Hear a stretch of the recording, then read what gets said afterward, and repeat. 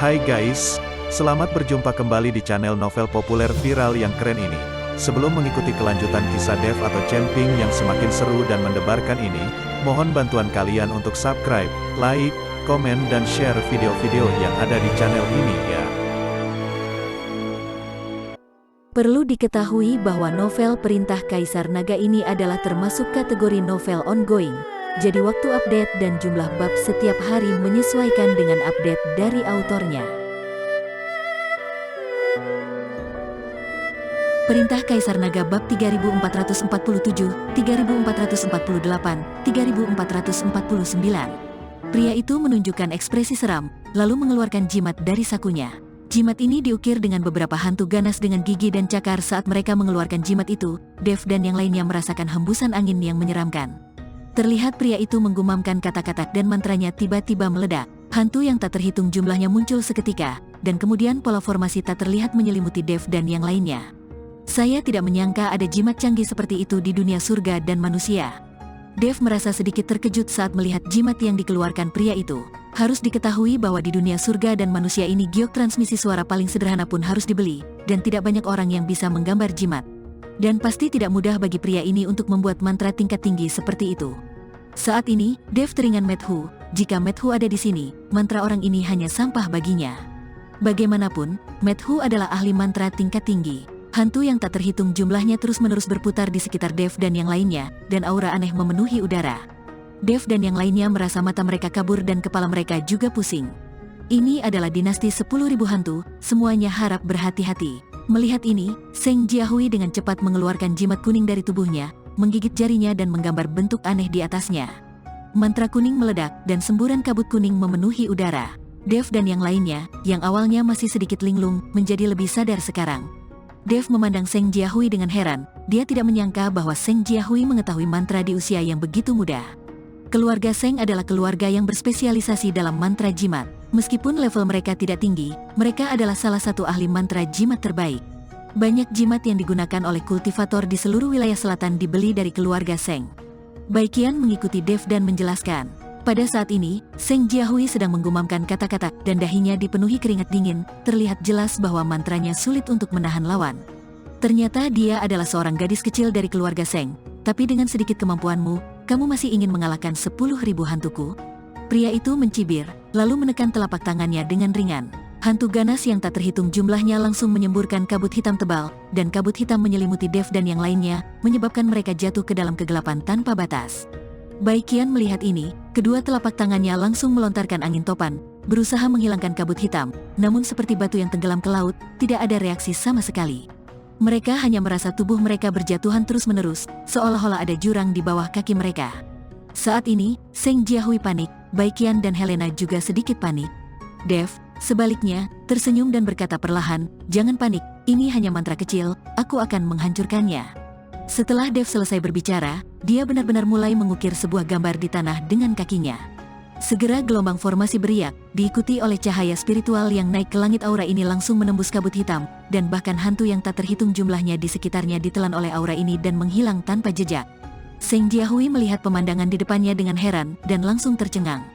Dia tahu betapa kuatnya mantra dinasti 10.000 hantu, tetapi dia tidak menyangka bahwa Dev hanya perlu menggerakkan beberapa pukulan di tanah dengan kakinya dan kemudian mematahkannya.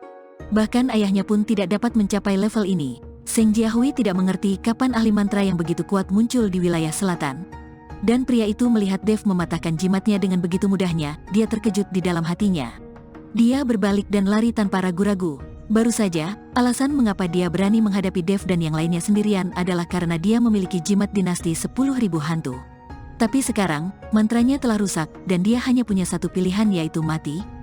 Masih ingin lari, Dev sedikit mengangkat sudut mulutnya, dan pedang pembunuh naga di tangannya langsung menembakkan cahaya pedang. Cahaya pedang menembus tubuh pria itu dan membelah pria itu menjadi dua. Dan orang yang sudah mati, tidak bisa mati lagi. Apakah kamu tahu di mana ayahmu dan yang lainnya berada? Aku akan mengantarmu ke sana sekarang. Dev bertanya pada Seng Jiahui setelah membunuh pria itu. Seng Jiahui membuka mulutnya lebar-lebar dan menatap Dev dengan tidak percaya.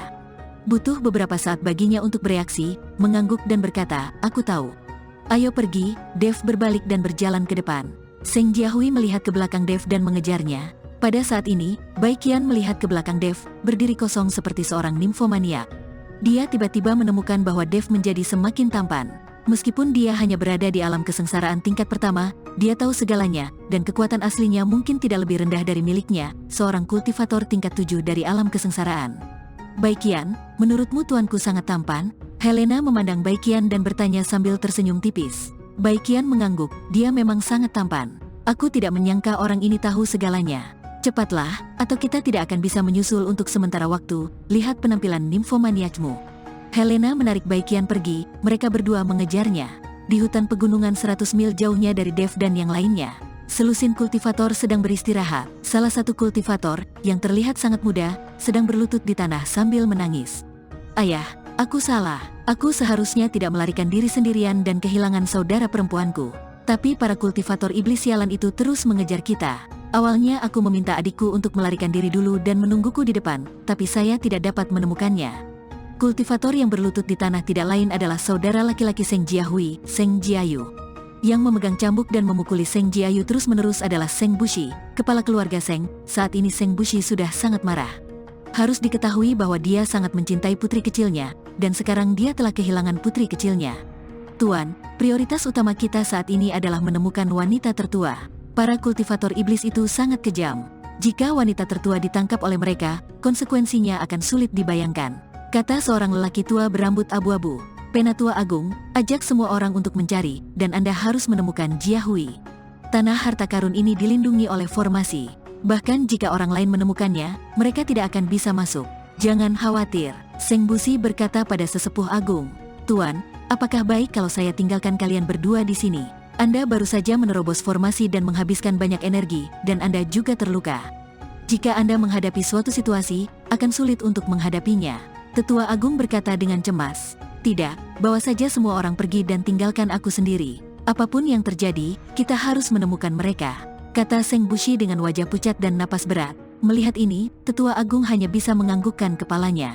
Dia hendak membawa orang untuk menemukan Seng Jiahui, namun tiba-tiba dia melihat seseorang mendekat.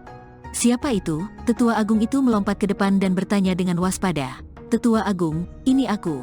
Seng Jiahui melihat Tetua Agung dan segera berlari dengan gembira. Nona, baru saja kami akan mencarimu, tapi kami tidak menyangka kamu akan kembali. Kata sesepuh itu dengan gembira ketika dia melihat Seng Jiahui. Jiahui, ketika Seng Bushi melihat putrinya telah kembali, dia bergegas maju dengan gembira.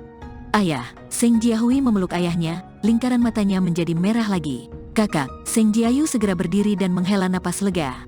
Jika sesuatu terjadi pada adiknya, dia tahu dia akan dikuliti. Berlututlah, siapa yang menyuruhmu bangun, teriak Seng Bushi dengan marah, yang membuat Seng Jiayu takut hingga berlutut lagi. Ayah, jangan marah lagi kepada saudaraku. Saya berlari ke arah yang salah. Untungnya, saya bertemu dengan beberapa orang baik yang menyelamatkan saya. Jika tidak, saya akan ditangkap oleh kultivator iblis itu, kata Seng Jiahui dengan rasa takut yang berkepanjangan. Seng Bushi memandang Dev dan yang lainnya dengan sedikit kewaspadaan di matanya. Saat ini, anggota keluarga Seng lainnya diam-diam telah mengubah posisi mereka dan mengepung Dev dan mereka bertiga. Lagi pula, tidak ada yang tahu isi hati Dev dan yang lainnya. Rekan-rekan tahu, terima kasih telah menyelamatkan putriku. Saya tidak tahu, harus memanggil kalian apa? Seng Bushi bertanya pada Dev dan yang lainnya. Tuan Seng, apakah kamu tidak mengenalku? Baikian melangkah maju dan berkata sambil tersenyum tipis. Seng Bushi memandang Baikian dengan hati-hati dan kemudian tiba-tiba menyadari, ternyata itu adalah Ratu Rubah. Terima kasih telah menyelamatkan putri kecilku, kami memasuki medan perang para dewa dan iblis, dan kami tidak membawa apa-apa. Saat kami keluar, kami pasti akan berterima kasih banyak karena telah menyelamatkan hidup Anda. Tetapi saat ini ada hal yang harus kami lakukan, jadi kami tidak dapat melayani kalian. Bushi mengisyaratkan bahwa Baikian dan yang lainnya harus pergi. Tuan Seng, Anda sangat ingin membiarkan kami pergi. Apakah ada harta karun di sini? Baikian bertanya pada Seng Bushi sambil tersenyum. Seng Bushi tertegun sejenak, lalu tersenyum tipis dan berkata, sejujurnya, memang ada harta karun di sini, tetapi karena dilindungi oleh formasi, kamu tidak bisa masuk sama sekali. Sudahkah kamu melihat pegunungan ini? Seluruh pegunungan ini semuanya adalah formasi, dan puncak di tengahnya seharusnya menjadi tempat harta karun itu. Saya baru saja menghancurkan formasinya. Bukan saja saya tidak berhasil, saya juga terluka, jadi harta ini tidak begitu mudah didapat. Alasan mengapa Seng Bushi dia berani mengatakan yang sebenarnya karena dia berharap Baikian dan yang lainnya tidak akan mampu menembus formasi ini, bahkan jika mereka tahu ada harta karun, itu akan sia-sia. Ayah, Tuan Chen ini juga seorang ahli mantra yang sangat kuat, dan lingkaran sihirnya juga sangat kuat. Dia dengan mudah menghancurkan mantra dinasti 10.000 hantu dari kultivator iblis. Seng Jiahui buru-buru menghadapi kata Seng Bushi. Apa? Dia mengalahkan mantra dinasti 10.000 hantu? Seng Bushi mengerutkan kening sejenak dan menatap Dev dengan curiga, jelas tidak mempercayainya. Nona, tolong berhenti bercanda. Tahukah Anda bahwa di seluruh wilayah selatan, tidak ada yang bisa melampaui kepala keluarga dalam hal mantra atau formasi? Mantra dinasti 10.000 hantu itu adalah mantra yang sangat kuat dari klan iblis. Bahkan kepala keluarga pun mungkin tidak bisa mematahkannya dengan mudah. Bagaimana mungkin dia bisa melakukannya? Dia hanya seorang pemuda. Tetua Agung berkata perlahan, itu benar. Saya melihatnya dengan mata kepala sendiri. Tidak mungkin itu salah. Melihat Tetua Agung menolak mengakuinya, Seng Jiahui menjadi sedikit cemas. Jiahui, tidak peduli apakah dia ahli mantra atau bukan, kita tidak bisa pergi bersama, tapi kita pasti akan membalas kebaikan karena menyelamatkanmu ketika kita keluar dari medan perang para dewa dan iblis. Setelah Seng Bushi selesai berbicara, dia melihat ke arah Dev dan berkata, rekan Tao, tolong. Seng Bushi hendak menyuruh Dev dan yang lainnya pergi. Ketika Seng Jiahui mendengar ini, meskipun dia tidak puas, dia tidak melakukannya. Tidak ada jalan lain, dia hanya bisa memandang Dev dengan tatapan yang sangat malu. Medan perang para dewa dan iblis ini milik semua orang, dan tidak ada perbedaan geografis. Jadi jika kita ingin beristirahat di sini, sebaiknya bukan urusan keluarga Seng Mu kan? Lagi pula, kita hanya bertiga. Apakah kamu takut kami akan merebut harta karun itu? Kata Dev dengan ekspresi main-main. Seng Bushi mengerutkan kening, tetapi karena Dev baru saja menyelamatkan, Seng Bushi hanya bisa menahan amarah di dalam hatinya. Karena kamu ingin tinggal di sini, maka tetaplah di sini. Biarkan aku memberitahumu, formasi besar ini bukanlah benda yang fana. Jika Anda salah memasukinya, Anda tidak akan mati tetapi akan terluka parah. Seng Bushi mengikuti Dev dan mengingatkannya, terima kasih, Tuan Seng, karena telah mengingatkan saya. Kami hanya melihat-lihat. Setelah Dev selesai berbicara, dia membawa Baikian dan Helena ke samping dan mengikuti keluarga Seng beberapa mil jauhnya. Ayah, kamu, Seng Jiahui memandang ayahnya dengan ketidakpuasan. Oke, berhenti bicara. Ada semua orang di surga dan dunia manusia sekarang, kamu tidak bisa membedakan siapa pria yang baik dan siapa pria jahat. Seng Bushi menegur Seng Jiahui, lalu memandang ke arah Tetua Agung dan berkata, Tetua Agung, coba saja lagi. Kita harus menemukan mata dari formasi ini dan menghancurkannya secara langsung. Bersambung.